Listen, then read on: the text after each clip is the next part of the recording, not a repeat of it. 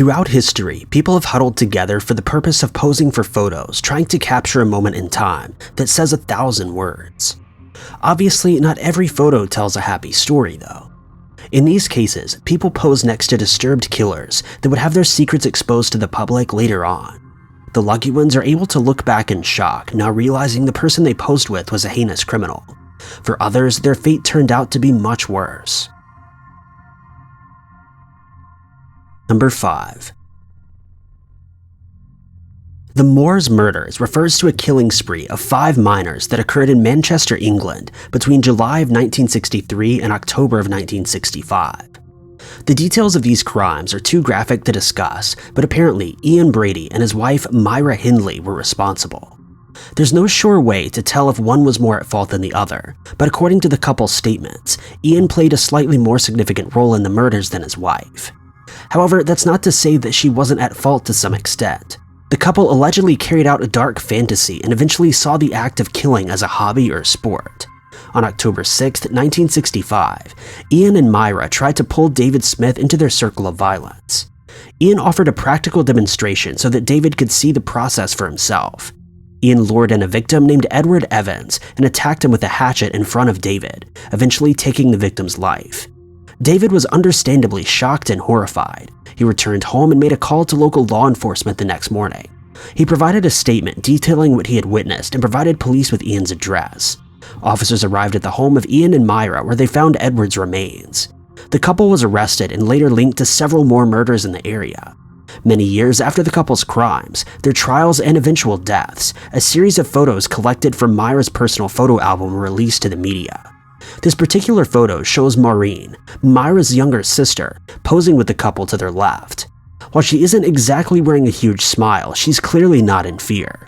According to what's now known, Maureen was blissfully unaware of her sister and brother-in-law's crime spree until much later on. She had no idea that she was taking a happy family photo with a pair of cold-blooded killers. The couple actually asked her to attract a victim that she attended school with. Additionally, David Smith, the man who would later lead police to Ian and Myra, was Maureen's husband. Of course, at the time of this photo, those traumatic events were several years from unfolding. Number 4. Andrei Chikatilo was a Soviet serial killer who was known as the Butcher of Rostov, the Red Ripper, and the Rostov Ripper. Andrei took the lives of at least 52 women and children between 1978 and 1990. While he confessed to a few more, only 52 were confirmed. On November 20th, 1990, due to suspicions detectives had, labeling him as a prime suspect in a series of crimes. During a private interrogation with a psychiatrist, he confessed to the majority of the crimes. He was later found guilty and sentenced to death. Although Andrei would lead a violent and secret life for decades, he also maintained a relatively normal family life. He and his wife had 2 children, and from the outside, it was easy to assume that they were a happy, loving, and very normal family. When his loved ones received the news, it was a hard pill to swallow. There were a few details pertaining to his family's reaction or how deeply their lives were affected, but clearly they went through some heartache. While there are many photos online showing Andrei smiling next to his family as they smiled back, with no knowledge of the insanity lurking in his mind or the details of his crimes, this photo is probably the most popular in the family album.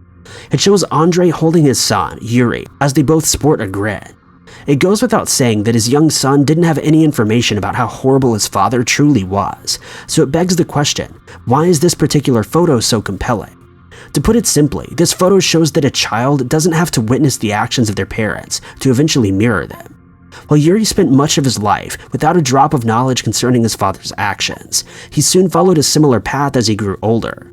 Apparently, Yuri was convicted of several petty crimes, sexual assault, and even attempted murder. Some evidence suggests that the crimes were similar to those in his father in some ways. Knowing the facts, it's almost heartbreaking to see this photo of an innocent child cruising through life next to his serial killer of a father. Number 3. The dating game killer, known as Rodney Alcala, is a convicted American criminal charged with crimes related to assault and murder. From 1968 to 1979, Rodney claimed everywhere from 8 to 130 victims across the states of Washington, California, New York, and Wyoming. Many charges were discovered years after his initial arrest, and the numbers he confessed to, compared to the numbers of confirmed cases, caused a gap in his overall count. During his crimes, he also collected photos of his victims, usually showing them in a provocative pose or in a state of fear and danger. Many of these photos were used against him during his many trials, as they provided spectacular evidence for the prosecution. However, not every victim pictured was identified. Many of them remain a mystery to this day. This photo really stands out for multiple reasons, though. The image features a young Rodney sitting outside with a young woman perched on his knee. The image is unlike the others because firstly, it's one of very few rare pictures that features Rodney himself, suggesting it could have been taken by someone else. Secondly, it doesn't frame the woman in a model pose as many of the others do. Third, it's the only photo found to feature a woman. Rodney usually took several snapshots of his victims, but this unidentified woman was only present for one very special photo. Despite years of investigating, this woman has still not been identified, and Rodney claimed that he didn't remember her at all.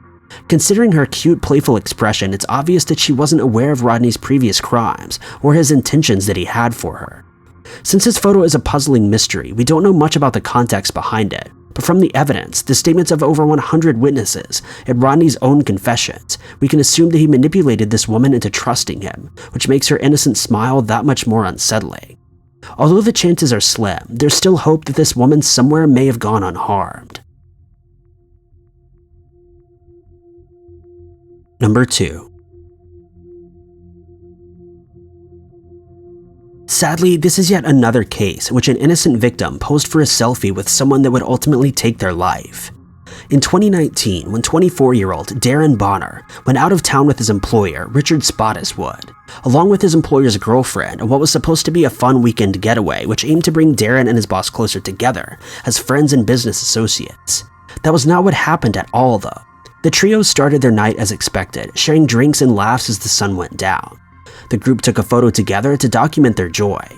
The photo shows Richard on the right, Darren in the center, and Richard's girlfriend, Lucy Byrne, all huddled together for the selfie.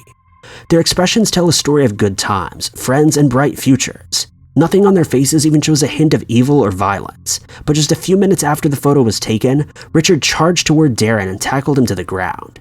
Richard then placed his employee in a headlock and throttled him until he passed out. It's uncertain if Richard assumed Darren was deceased at that point or if he meant to do a cruel task that followed. Darren was then dumped into a shallow grave while he was still alive. Several days later, a passerby noticed the fresh grave and dug it up to find Darren, unconscious and barely living. He was rushed to a hospital, and while there was a short glimmer of hope that he may live, but after 17 days he passed away. Richard was immediately arrested and charged for the crime. Lucy Byrne was also convicted for her role in covering up the evidence and circumstances of the crime. Richard faced life imprisonment, and Lucy was sentenced to 30 months imprisonment. It was later revealed that Richard had been running an underground drug ring that Darren had unknowingly taken part of. Due to invalid rumors and whispers through the chain of command, Richard was somehow convinced that Darren was working with a rival dealer and sharing important details and secrets of Richard's ring. After his arrest, Richard was informed that the rumors were in fact untrue, leading him to regret his actions. There's no pity for the criminal, though. This selfie depicts the final moments of a man's life, a man who believed he was amongst friends that would never hurt him. Number 1. This case has been described as completely random, pointless, and tragic. In early 2018, 28-year-old Sean Murphy was sitting with his longtime girlfriend in his car, parked in a parking lot. It's unclear why the couple were loitering in the area, but it's possible that they had just left a nearby store. As the couple talked casually, a complete stranger approached the car. Keep in mind this occurred later in the evening after the sun went down. It doesn't matter who's walking up to you, if it's dark, you're bound to be on alert. The random man that walked up was 33-year-old Lee Walker. Lee leaned over to the driver's side window and asked Sean, "Do you have any sniff?" which is a clear reference to drugs. Lee then lost his temper and began shouting at the couple, threatening to hurt them. He pulled a knife from his pocket and waved it around, as though he were about to strike Sean.